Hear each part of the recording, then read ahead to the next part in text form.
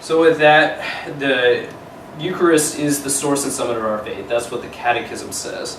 And basically what that means is everything in Christian life is oriented towards the Eucharist. If we go back to this picture, we see that everything surrounds the Eucharist right there. So everything in our life is oriented towards the Eucharist. So think about that. What do I need to change in my life to get my life more oriented around the Eucharist? How do I make it the source and summit of my faith?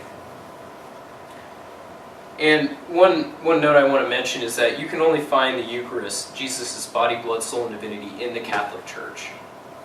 Because I was reading a book, it was one of C.S. Lewis's book, and in that book, he's an Anglican. So Anglicans, Church of England, they're similar to the Catholic Church.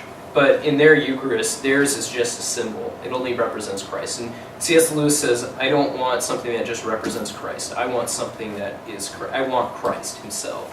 And in the Catholic Church, we can have that. We have Jesus Christ there. So, one last thing. I want to say one more thing, and we'll move on. So the only way you're going to get to know somebody is if you spend time with them.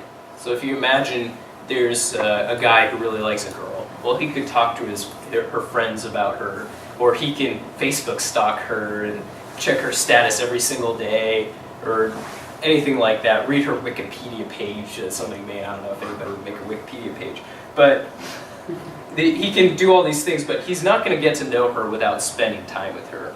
And it's the same thing with Jesus. Sure, we can read a lot about him, or we can talk to others about him, but we really don't get to know him unless we spend time with him. And in that chapel, Jesus is in there. He's waiting for us.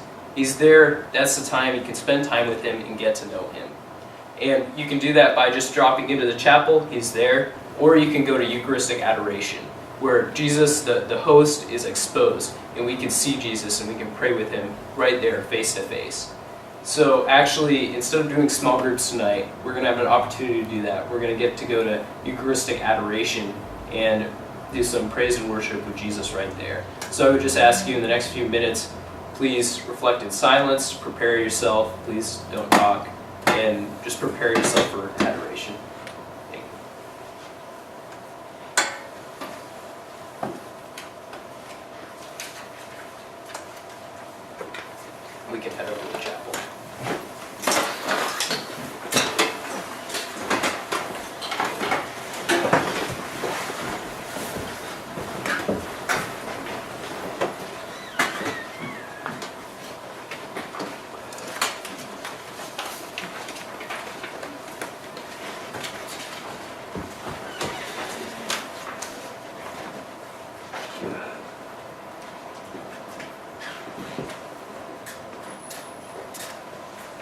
Yeah, just pause it.